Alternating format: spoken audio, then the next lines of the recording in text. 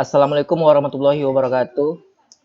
Baiklah, di sini saya akan menjelaskan presentasi prototipe dari kelompok kami yang bertemakan work time. Adapun nama-nama kelompok kami, yang pertama itu Ari Permana, yang kedua Cici Safliati Putri, yang ketiga Emrido Kurniawan, saya sendiri, dan yang keempat Riza Nur Asifa, yang kelima Syed Ahmad Hafiz, dan yang keenam Widi Utami Adha. Baiklah, di sini saya akan menjelaskan tentang hierarki chat pada sistem absensi berbasis web. Di level pertama itu terdapat menu dashboard, menu attendance, menu leave dan absen, menu outstanding approval, dan yang terakhir itu ada menu attendance history. Pada level keduanya di menu dashboard ada profil dan status, di menu attendance-nya ada lokasi Anda, di menu leave dan absen itu ada terdapat request, di menu outstanding approval terdapat status approve, dan yang terakhir di menu attendance history terdapat status attendance dan kalender. Di level di level 3-nya pada menu attendance terdapat clock in dan clock out. Di level 4-nya terdapat di menu attendance-nya terdapat submit foto. Baiklah, materi selanjutnya akan dijelaskan oleh Ari Permana. Baiklah, saya Ari Permana akan menjelaskan mengenai diagram konteks. Sistem absensi karyawan terdapat dua entitas, yaitu entitas pegawai dan entitas admin. Entitas pegawai menginput ke dalam sistem absensi karyawan meliputi login atau logout, login atau logout, pilih lokasi, submit foto, submit request izin, dan cancel request izin. Lalu sistem absensi karyawan mengoutput kepada pegawai meliputi dashboard, hasil foto, attendance history, detail kehadiran, approved request, dan notifikasi. Admin menginput ke dalam sistem absensi karyawan meliputi input data karyawan, hapus data karyawan, dan approve atau decline request. Sistem absensi karyawan juga mengoutput kepada admin meliputi data absensi karyawan dan data request. Selanjutnya saya akan menjelaskan mengenai data flow diagram level 1. Di sini data flow diagramnya menggunakan notasi Jordan atau DeMarco. Terdapat entitas admin dan entitas pegawai. Entitas admin hanya dapat mengakses menu outstanding approval, attendance history, dan admin room. Sedangkan pegawai dapat mengakses menu dashboard, attendance, dan leave and absence. Di menu attendance terdapat table attendance yang kita dapat mengaksesnya menggunakan query SQL atau SQL. Di menu leave and absence, table leave and absence. Di menu outstanding approval, table outstanding approval, attendance history, table attendance history, dan admin room, table user. Selanjutnya saya akan menjelaskan mengenai data flow diagram level 2. Di data flow diagram level 2 terdapat entitas pegawai. Entitas pegawai dapat mengakses menu lokasi. Dan lokasi dapat mengakses tabel absen menggunakan query absen. Di menu submit atau izin, kita dapat mengakses tabel request menggunakan query request. Laporan izin atau sakit, kita dapat mengakses tabel approval menggunakan query approval. Dan yang terakhir, menu kalender absen, kita dapat mengakses tabel history menggunakan query history. Materi selanjutnya akan dijelaskan oleh Riza Nur Hasifa.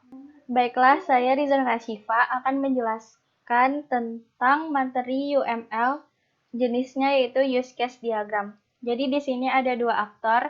Yang pertama ada pegawai dan yang kedua ada admin. Jadi pegawai dapat login atau logout.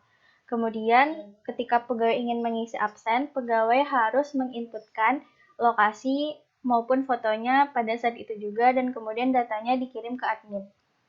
Pegawai dapat melihat riwayat kehadirannya sebelumnya di attendance history. Kemudian jika pegawai ingin mengajukan izin atau sakit, ketika sakit, pegawai diwajibkan untuk mensubmitkan surat keterangan dokter, kemudian dikirim ke admin. Kemudian admin yang menyetujui atau menolak ajuan izin atau sakit pegawai tersebut, kemudian informasinya akan dapat dilihat langsung oleh pegawai apakah ajuannya itu disetujui atau tidak. Baiklah, materi selanjutnya akan dijelaskan oleh Widi Utami Adha. Saya Widi Utami Adha akan menjelaskan tentang Entity Relation Diagram. Entity Relation Diagram dari sistem absensi karyawan memiliki 4 entitas. Yang pertama entitas pegawai, yang kedua entitas absensi, ketiga entitas admin, dan terakhir entitas detail absen. Pada entitas pegawai itu memiliki beberapa atribut, diantaranya adalah nomor telepon, kode jabatan, nama karyawan, ID karyawan, jenis kelamin karyawan, alamat, tanggal lahir, join date, out date, dan status. Di mana primary key dari entitas pegawai adalah ID karyawan. Selanjutnya, entitas pegawai dan entitas absensi memiliki relasi yaitu mengisi, di mana pegawai mengisi absensi dan absensi diisi oleh pegawai, di mana derajat kriminalitasnya satu pegawai mengisi satu absensi dan satu absensi diisi oleh banyak pegawai. Kemudian, entitas absensi dan entitas detail absen memiliki relasi yaitu memiliki, di mana atribut dari entitas absensi ada ID absen, kemudian ID karyawan, dan alamat, di mana primary key dari entitas absensi adalah ID absen, dan ID karyawan sebagai foreign key-nya. Absensi memiliki detail absen, dan detail absen dimiliki oleh absensi, di mana derajat kriminalitasnya adalah 1-to-1. Satu absensi memiliki satu detail absen, dan satu detail absen dimiliki oleh satu absensi. Atribut dari entitas detail absen yaitu ada ID karyawan, kemudian time out, time in, keterangan, dan ID absen. Lanjut, entitas absensi dan entitas admin memiliki relasi mengelola, di mana admin mengelola absensi dan absensi dikelola oleh admin. Di mana derajat kriminalitasnya adalah one to many, di mana satu admin mengelola banyak absensi dan satu absensi dikelola oleh satu admin. Atribut dari entitas admin ada kode admin dan nama admin. Selanjutnya akan dijelaskan oleh Cici Safriati Putri. Saya Cici Safriati Putri akan menjelaskan tentang keamanan. Di mana pada keamanan kami menggunakan password dengan minimal 6 karakter yang terdiri dari kombinasi huruf dan angka. Pada enkripsinya, kami menggunakan rumus X tambah 7 dikurang 1. Contohnya, password plaintext Alex 12345. Setelah dienkripsi menggunakan ciphertext, di mana password Alex 12345 terdapat 9 karakter.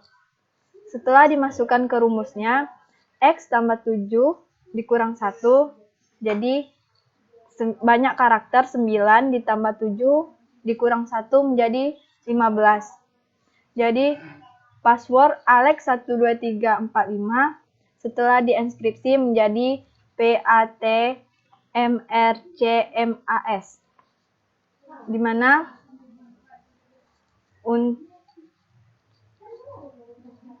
ini setelah menggunakan rumusnya hasilnya menjadi 15.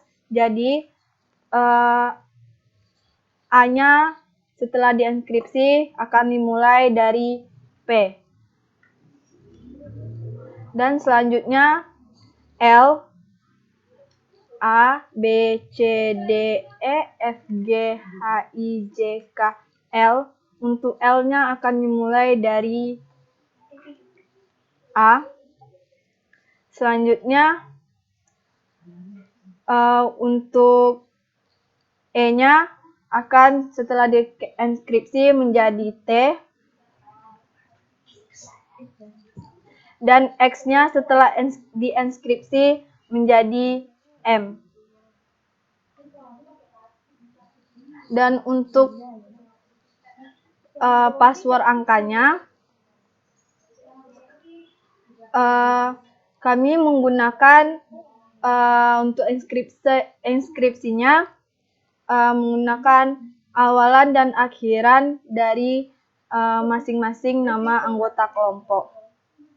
Jadi setelah dienkripsi 1, 2, 3, 4, 5 menjadi RCMAS. Baiklah, selanjutnya akan dijelaskan oleh Syed. Baiklah, saya Syed Ahmad Hafiz akan melanjutkan presentasi mengenai tampilan prototipenya. Yang pertama itu ada halaman login. Di sini kita bisa memasukkan ID karyawan dan kita bisa memasukkan passwordnya yang telah kita dapatkan dari admin. Lalu tampilannya akan muncul dashboard yang mana terdapat berisi data dari karyawan. Lalu ketika kita menekan menu garis 3 ini, maka akan muncul list menunya. Lalu kita masuk ke attendance, maka akan muncul tampilan map, yang mana ini akan menentukan lokasi kita ingin absennya. Lalu setelah kita memilih lokasinya, akan muncul opsi clock in atau clock out. Nah, pada alamatnya ini atau lokasinya ini tidak dapat kita ubah-ubah, melainkan sudah tertentu di mana lokasi kita tersebut berada. Lalu kita lanjut, setelah kita memilih contohnya clock in, maka akan muncul opsi selanjutnya yaitu allow your camera. Di sini kita tekan allow, maka akan muncul opsi atau tampilan kameranya. Dimana kita bisa mengulang dengan menekan tombol ulang, atau kita bisa menekan OK dengan icon checklist. Maka akan muncul notifikasi bahwa gambar kita telah tersimpan. Lanjut, kita kembali ke dashboard, maka sudah berubah notifikasi kalau absen kita itu sudah masuk. Lalu kita lanjut ke attendance story. Di sini terdapat kalender sebagai acuan bahwa kita sudah absen pada tanggal berapa dan jam masuk dan jam pulang itu pada jam berapa. Dan juga di bawahnya terdapat kita sudah absen seberapa banyak, izin sakit, izin cuti, dan alfanya. Lanjut, jika kita ingin izin sakit ataupun izin cuti, kita bisa menuju ke menu leave and absence. Kita bisa mengisi formulir permintaan kita jika sakit ataupun cuti. Di sini kalau sakit dia harus mengupload surat keterangan dokter sebagai bukti yang akurat. Lalu kita tekan submit, maka akan muncul notifikasi berikut. Lanjut menu yang terakhir yaitu standing approval. Di sini kita bisa melihat list permintaan izin atau sakit kita apakah sudah di-approve atau masih belum di-approve oleh admin. Jika sudah di-approve dia akan seperti ini, jika tidak dia akan bertuliskan decline. Lalu juga user bisa menekan titik 3, maka akan muncul opsi cancel untuk membatalkan permintaan izinnya. Nah, sekianlah presentasi, selanjutnya akan ditutup oleh Rido. Demikianlah presentasi dari kelompok kami. Lebih kurang kami mohon maaf. Wabillahi taufiq wal hidayah. Wassalamualaikum warahmatullahi wabarakatuh.